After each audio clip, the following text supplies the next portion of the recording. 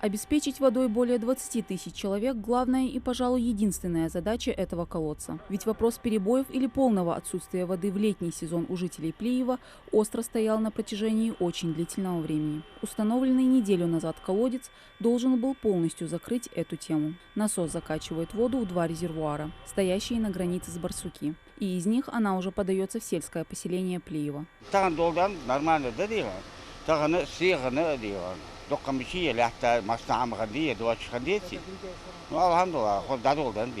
Вода идет хотя бы ночью. Но напор дают, у нас же трубы не меняли давно уже. Напор дали, у нас трубы все испортились, все есть прорывы. На той улице, на всех улицах идут прорывы. Поэтому, наверное, и не дают нам напор, может быть.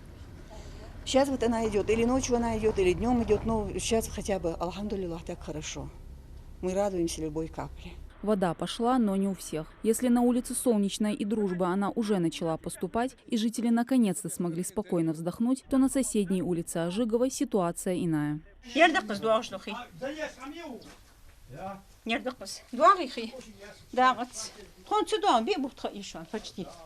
Какая именно причина в том, что у одних есть вода, а у других нет, точно неизвестно. Возможно, это произошло из-за порывов, которые начали появляться то тут, то там, после увеличения напора. Вода разливается по земле, так и не дойдя до цели, то есть до самих жителей. По словам специалистов, причиной этого послужила ветхость труб.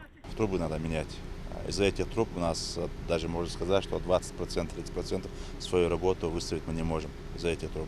Смотря какая труба там проложена, какой диаметр трубы, какая толщина, какое производство, какая марка, вот из-за этого может там какая там изоляция трубы, из-за этого она может выйти из строя. Может, и в прошлом году проложили трубу, но все равно она протекает, и может эту трубу проложили 60-70-е года, там может быть что угодно. А пока вопрос с отсутствием водоснабжения остается открытым, для жителей, так и не получивших долгожданный, можно сказать, источник жизни, администрацией Плиева осуществляется ежедневный подвоз коммунального ресурса поадресно. У нас вот в неделю 2-3 раза не бывает воды. Каждый раз, когда у нас нету, когда мы звоним, он нам привозит воду.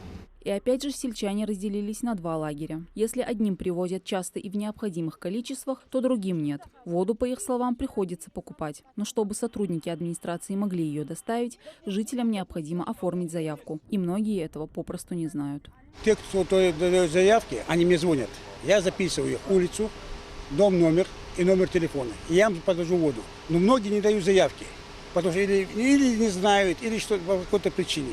Потом, когда привозишь воду, по одной заявке, они выходят и говорят, у нас тоже воды нету. Вот сидят и заявки никакой не дают. Я же не могу узнать, на какой улице нету воды и как контролируют.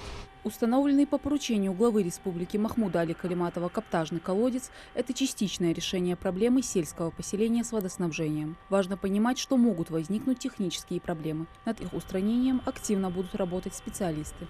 Сегодня по Екатеринский городок мы сегодня же отправим бригаду, 2 порыва уберут, это однозначно. И совместно, параллельно этим порывам мы будем ревизировать задвижки, про которые я ранее сказал. Посмотрим, сложа руки мы не сидим, работаем, пытаемся решить вопрос.